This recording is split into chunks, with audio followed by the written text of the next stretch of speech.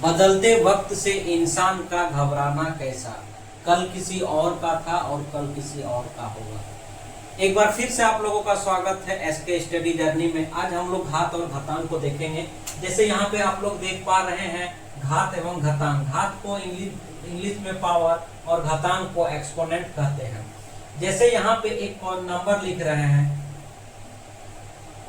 3 के ऊपर में 2 बैठा हुआ है, तो यहाँ पे हम लोग देखेंगे कोई भी नंबर के ऊपर में जो नंबर बैठा हुआ रहेगा इसको हम लोग घात कहते हैं, और जिस नंबर के ऊपर में कोई नंबर बैठा हुआ रहता है इस नंबर को हम लोग आधार कहते हैं। और चूंकि ये जो घात होता है ये घात कोई ना कोई अंक ही होता है, इसीलिए इसको हम लोग घातांक भी कहते हैं।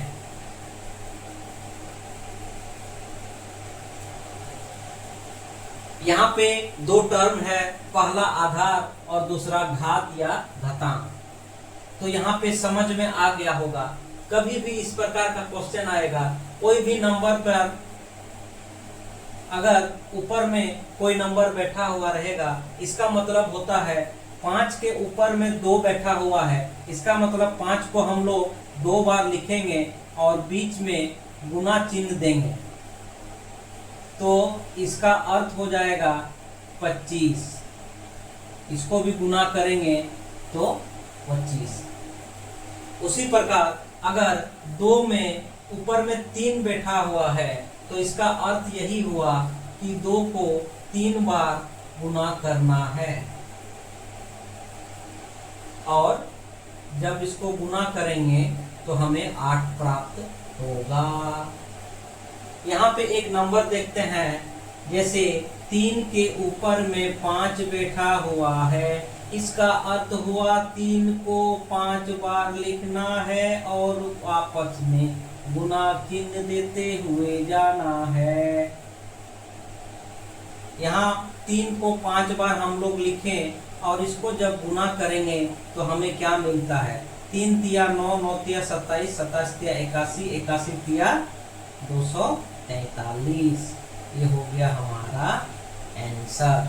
आगे हम लोग देखते हैं घातांक संख्या के जोड़। तो यहाँ पे एक क्वेश्चन लिखा हुआ है, 5 पर पावर 3 2 पर पावर 2 जोड़ 3 पर पावर 3 बराबर वाट। तो यहाँ पर जैसे हम लोग सीखें 5 पर पावर 3 है, इसका मतलब 5 को हम लोग 3 बार लिखेंगे। 5 पर पावर 3 है, इसका मतलब 5 गुना 5 गुना 5। ये जोड़ का चिन्ह है, जोड़ का चिन्ह दिए। 2 पर पावर 2 है, मतलब 2 को 2 बार लिखेंगे। ये जोड़ का चिन्ह है तो जोड़ चिन्ह देंगे। 3 पर पावर 3 यानी कि 3 को 3 बार गुना करेंगे।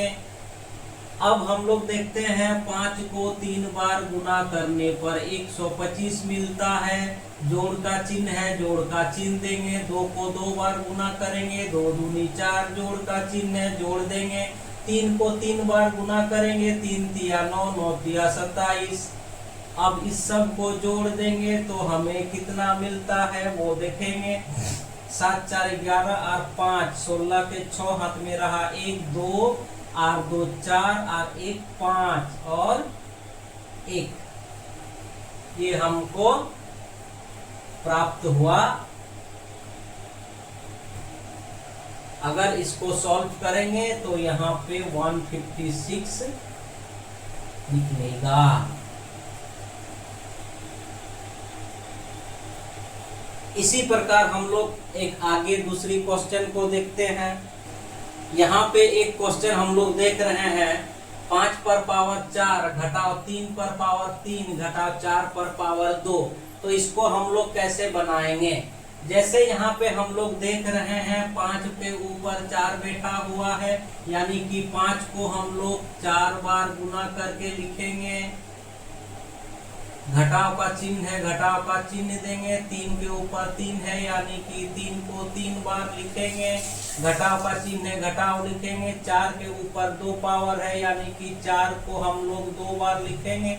अब इसको गुना करेंगे तो हमें क्या प्राप्त होता है, यहाँ 625 मिलेगा, घटाव का चिन्ह है तो घटाव देंगे, यहाँ पे 27 मिलेगा और यहाँ घटाव का चिन्ह है, घटाव लिखेंगे और चरे चरे 16। अब यहाँ पे हमको क्या दिखाई देता है, यहाँ पे घटाव वाली संख्या 2 है, -27 और -16, तो ये दोनों को आपस में जोड़ेंगे और इसको जैसा है उसी तरह लिखते हैं। ये दोनों को आपस में जोड़े तो यहाँ पे हुआ 43 और ये दोनों में बड़ा 27 है, 27 के आगे माइनस का चिन्ह है तो यहाँ माइनस दे दीजिए। अब 625 से 43 को हम लोग घटाएंगे तो यहाँ पे हमको मिलता है 582। यही हो गया आंसर। उम्मीद करते हैं कि घात और घातांक आप लोग को समझ में आ गया होगा और घातांक के जोड़ और घातांक के घटाव किस तरह बनाएंगे ये भी समझ में आ गया होगा। इसके आगे हम लोग नेक्स्ट वीडियो में देखेंगे। तब तक के लिए धन्यवाद।